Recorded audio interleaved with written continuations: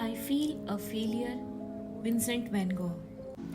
The video presents the subjective point of view from a visitor's eyes as she examines the life and work of the world renowned Dutch artist Vincent van Gogh at the ongoing immersive art exhibition in Cyber City, Gurgaon. In the eyes of the world, Vincent van Gogh is a timeless artist. His paintings so powerful that there are moving elements in their static deception, a lively, lucid representation of life, and yet he died a failure in his own eyes. It is not uncommon for artists to feel underestimated and devalued for the time, energy, creativity, and thoughtful insights they put into their work. Often, their art goes unnoticed, and many artists vanish with time not knowing if their art was worth something. But not Vincent. Van Gogh, unlike other artists, knew the worth of his art. If one has to go by his life's work and the letters he had written to his brother Theo, the artist will come across as someone who had attained an elevated state of his reality. Born on 30 March 1853 in Zundert, North Brabant province of the Netherlands, Vincent van Gogh was the eldest among 6 siblings. An extensive letter of exchange with his brother Theo gives a thorough glimpse into the troubled life of this Dutch painter, and how at last, on the advice of his brother, he took solace in his art. Van Gogh was anything but delusional. He possessed the power to paint reality of life and his life. Certainly his life was a maze of madness, but he knew he did not fail as an artist. Otherwise, his remark on his impending death about how the world would have benefited from his art had he lived longer carried a not so heartening tone.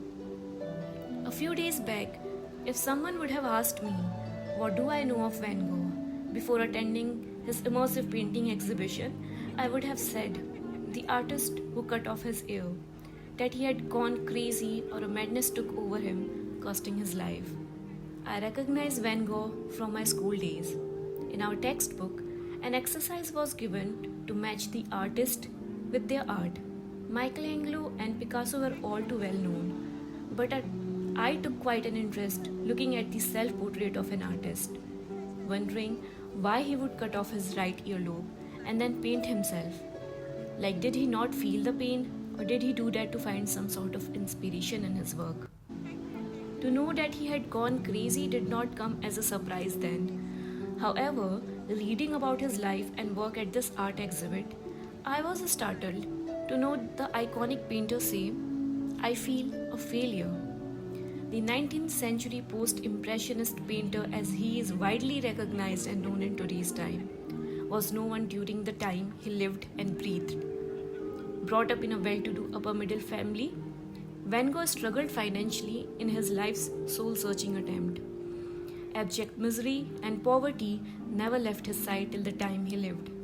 His only solace was his beloved brother's support, whose undeterred faith in Vincent allowed him to carry on with his barren art. Except that the art was not the reason he thought he failed. For the artist was a seeker of truth, a follower of strength, and he cherished his art more than anything else. Though the toll of his mental illness, the societal pressure of not fitting in, and fulfilling his many roles could be one of them. By the time Van Gogh painted his masterpiece, The Starry Night in 1889, he embraced a dark fate. Vincent died young, in his late 30s, aged 37. He shot himself and breathed his last in 1890. His illness has many names, depression and bipolar disorder, but none justify his reality like his paintings. For the world, he was a madman. But would you consider a person mad who himself acknowledges that, I put my heart and soul into my work, and I have lost my mind in the process? I repeat, I put my heart and soul into my work, and I have lost my mind in the process. It seemed as if the artist was constantly on a quest to get close to his truest self. Hardly seen throughout his life, The artist's work is now being watched by millions of eyes worldwide. His paintings are now showcased in never seen before digital and dynamic avatars. His art can now be witnessed moving and melting its visitor's heart away with his striking swirls and bold colors. To think of it, it paints not so an idle picture of a person who lived a miserable life, mainly unhappy, and only to be revered for his art after he closed his eyes forever. Art is moving, but how it ought to move someone is a mystery. Perhaps, as a realist, Van Gogh had decoded the final element needed to make his art immortal and successful: his life. He accepted a gloomy fate, well knowing that there might not have been any escape from any of it. He put his faith more in his art than his life.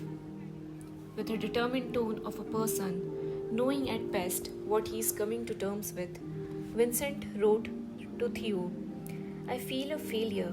I feel that that is the fate I am accepting and which won't change anymore." At his personal best, he resisted his illness the most through his art. Maybe the price was either the art or the artist, and he chose the latter.